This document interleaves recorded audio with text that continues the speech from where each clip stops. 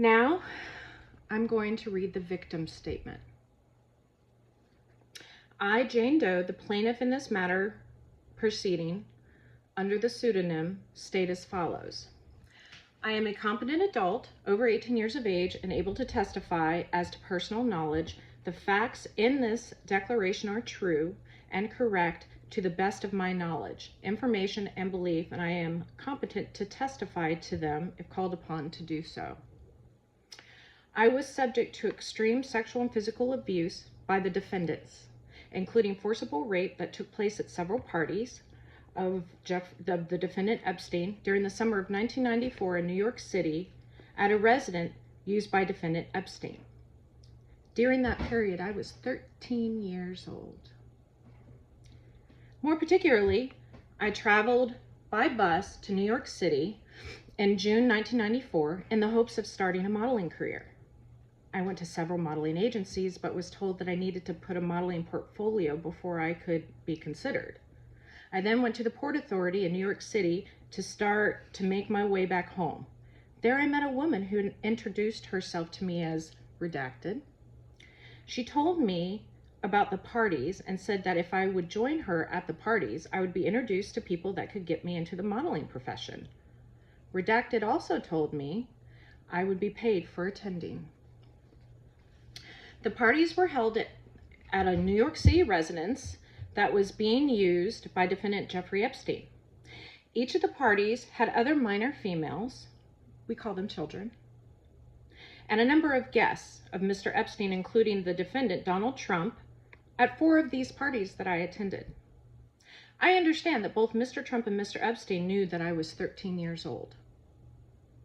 Defendant Trump had sexual contact with me on at least 4 different occasions in the summer of 1994. On the 4th and final sexual encounter, the defendant Trump tied me to a bed, exposed himself to me, then proceeded to forcibly rape me. During the course of his savage sexual attack, I loudly pleaded with the defendant Trump to stop, but he didn't. Defendant Trump responded to my pleas violently, striking me in the face with his open hand, and screamed that he would do whatever he wanted. Immediately following this rape, defendant Trump threatened me that were I ever to reveal any details of the defendant Trump's sexual and physical abuse of me, my family and I would be physically harmed, if not killed.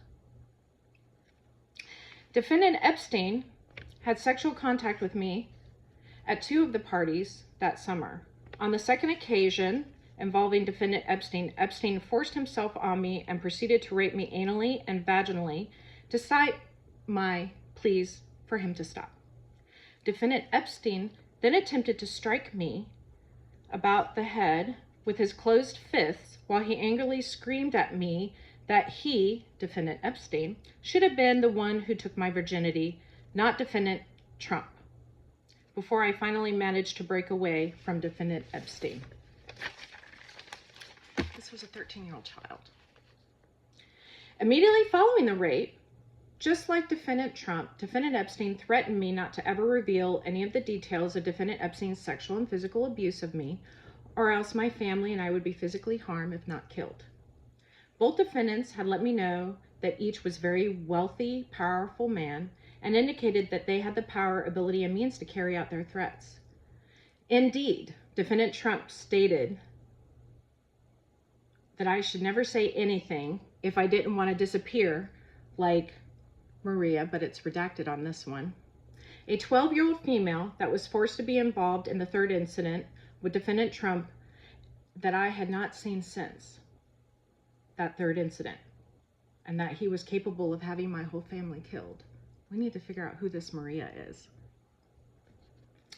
The duress had prevented me from starting litigation before this year. However, as soon as I surfaced, I received threats. More specifically, shortly after my first complaint was filed in California on April 26, 2016, I started receiving threatening phone calls on a cell phone I then owned. The calls were never more than 20 seconds or so before they hung up. They were always from a blocked number or unavailable phone number, according to my caller ID feature. Since I changed phone numbers, the threatening calls have completely stopped. However, they did return. She doesn't state that in here, but we know that's the reason for her dropping the case. This litigation involves matters that are highly sensitive and personal in nature, and I believe that identification of me would pose a risk of retaliatory physical harm to me and others. I have no reason to believe that the defendant's threats have ever been lifted, nor will be lifted. And so I request that the court order protecting me and my family from harm and protect me and my family from harm and harassed by the defendants. So now you have it. Two people, one witness, one victim, who absolutely came out and said that he raped children. If you're still supporting Trump at this stage of the game, you're either a pedophile or you've got some sort of a serious delusional disorder. This is really, really bad stuff. And I'm not going to let it be quiet anymore.